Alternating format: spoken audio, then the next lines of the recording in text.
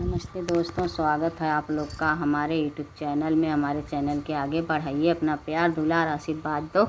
एक नाच गीत गाने जा रहे हैं। हमारी गीत कैसी लगी कमेंट बॉक्स में ज़रूर बताना।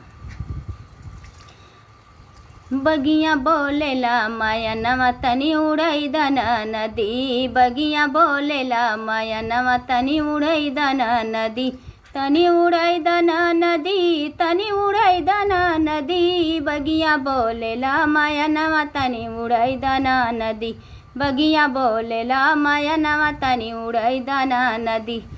सोने की थारी में जेवना बनावली, जेवना परोसी हो जेवना परोसी, सोने की थारी में जेवना परोसी,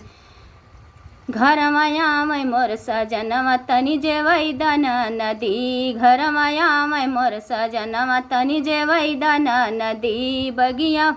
बगिया बोलेला माया नवा तनी उड़ई दना नदी, बगिया बोलेला माया नवा तनी उड़ई दना नदी, तनी उड़ई दना नदी, तनी उड़ई दना नदी, बगिया बोलेला माया नवा तनी उड़ई दना नदी,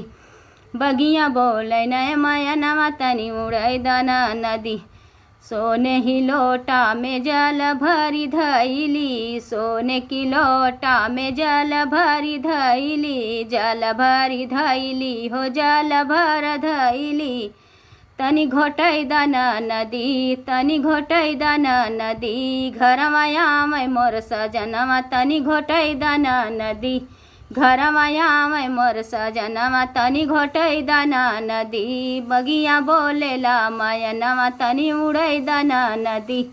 बगिया बोले न माया नवा तनी उड़ई दना नदी, तनी उड़ई दना नदी, तनी उड़ई दना नदी, बगिया बोले न माया नवा तनी उड़ई दना नदी। लवंगा ही चुनी चुनी बीरा जोरावली, लवंगा ही चुनी चुनी बीरा जोरावली,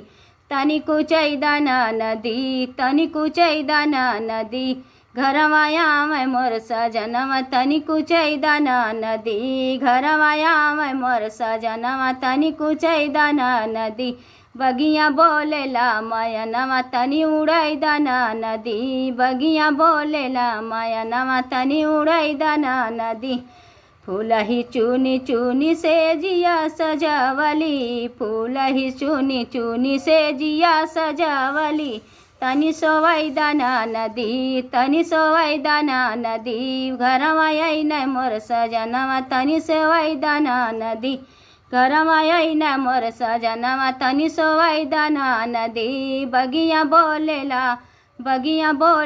माया नवा तनी उड़ई दना नदी, बगिया बोलेला माया नवा तनी उड़ई दना नदी, तनी उड़ई दना नदी, तनी उड़ई दना नदी, बगिया बोले न माया नवा तनी उड़ई दना नदी, बगिया बोले न माया नवा तनी उड़ई दना नदी।